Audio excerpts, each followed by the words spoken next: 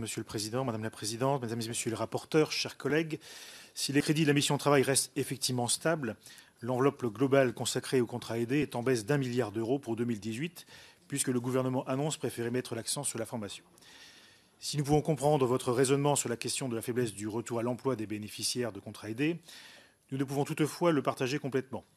En effet, votre décision nie le rôle social de ces contrats qui permettent aux personnes bénéficiaires de sortir de la précarité. C'est pour beaucoup le moyen de rompre avec l'isolement qui va souvent de pair avec les minima sociaux, permettant d'éviter le repli sur soi, le refuge dans les espaces virtuels et les addictions. Vous avez fait le pari de la formation, mais en l'état, je crains toutefois que cette mesure n'apporte aucune économie et accroisse au contraire certaines dépenses sociales comme le RSA au détriment des finances des départements.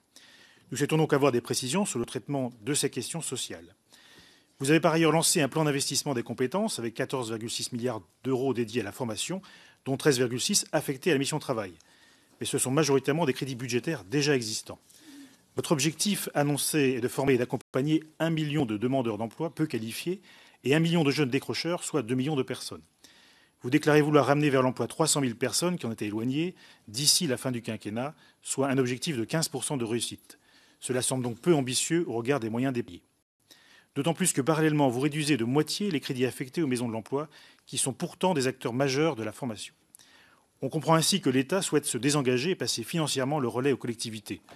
Or, ce transfert ne peut s'opérer qu'à des conditions clairement définies entre les acteurs et sans mettre en danger la pérennité des maisons de l'emploi, ce qui ne semble pas le cas actuellement et nécessite des précisions de votre part. Enfin, s'agissant de l'accompagnement des personnes en situation de handicap vers l'emploi, le budget de la mission est en régression. Vous avez certes programmé 1 000 nouvelles aides de poste dans le secteur des entreprises adaptées, mais vous avez parallèlement décidé de réduire la subvention d'accompagnement et de développement versée aux entreprises adaptées. Le président de la République avait promis de faire du handicap l'un des grands chantiers du quinquennat. Le budget proposé semble manquer d'ambition sur cette question. Merci.